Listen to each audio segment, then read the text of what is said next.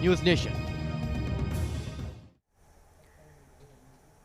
चलिए आगे बढ़ते और बात चुनावी राज्य कर्नाटक की करते हैं। देखिए, कर्नाटक में 10 मई को वोटिंग होगी और चुनावों का शोर अपने चरम पर है। मगर आज कर्नाटक का पॉलिटिकल टेम्परेचर और बढ़ने वाला है, क्योंकि 22 रैलियों के मेगा प्लान के साथ प्रधानमंत्री मोदी दक्षिण के इकलौते किले को बचाने उतरेंगे और अगले एक हफ्ते में कर्नाटक में गुजरात जैसी तस्वीरें नजर आएंगी। तो आखिर मोदी के फाइनल राउंड में कमान संभालने का मैसेज क्या है? बीजेपी के एम फैक्टर का वोटों के पैटर्न पर क्या वाकई असर पड़ेगा? और रेवड़ी कल्चर के खिलाफ ताल ठोकने वाले मोदी का सबसे बड़ा हथियार क्या चुनावी बिसात पर होने वाला है? देखिए इस रिपोर्ट में।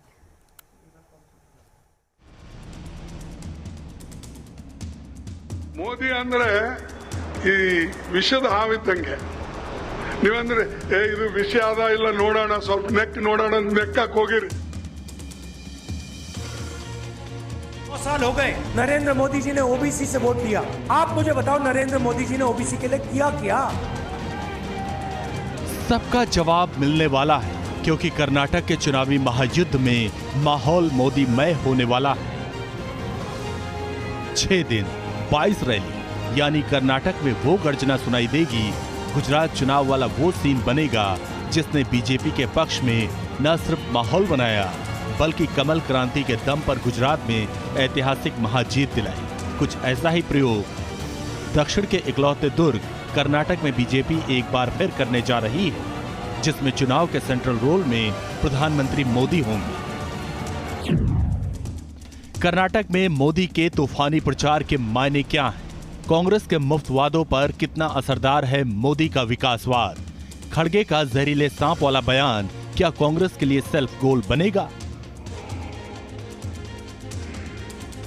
यूं तो कर्नाटक कांग्रेस अध्यक्ष मल्लिकार्जुन खड़गे का होम ग्राउंड है, लेकिन गुजरात में मोदी को पहले रावण कहना और अब कर्नाटक में मोदी के उतरने से पहले जहरीले सांप वाली टिप्पणी, यानी एंटी मोदी वाली प्रयोगशाला में माहौल सेट हो गया।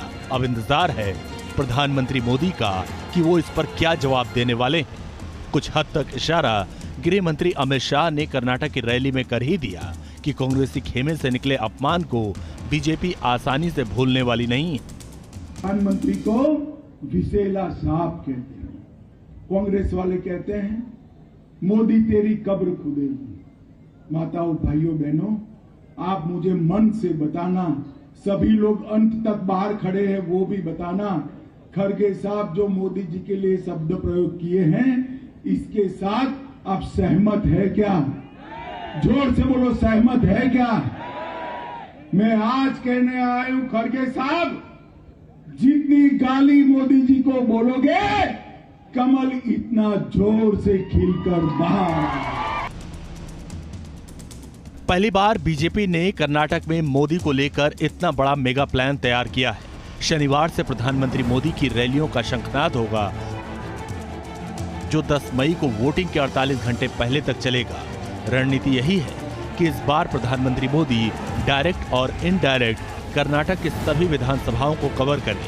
इसके लिए एक दिन में 4-4 रैलियों का रोड मैप तैयार किया गया है। यानी कर्नाटक के चुनावी बैटल ग्राउंड में मोदी नाम का वो तूफान उठने वाला है।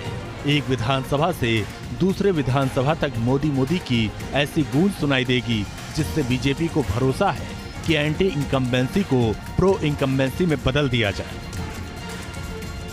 कर्नाटक वो राज्य है जहां जातियों के बीच ध्रुवीकरण वोटों का पैटर्न तय करता है।